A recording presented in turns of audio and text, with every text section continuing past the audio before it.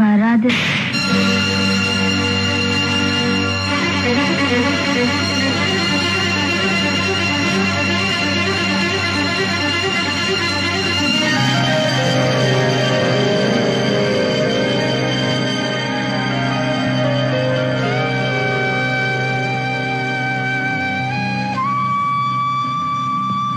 செல்வி, உனக்கு 5 வயசு இருக்கும்போது 1ஆம் கிளாஸ் பரிட்சை எழுத போனேன்.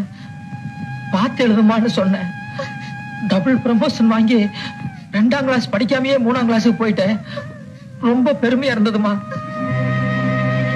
12 வயசு இருக்கும்போது பெரிய மனுஷி ஆகாமையே பாவாடை தாவணி போட்டேன்.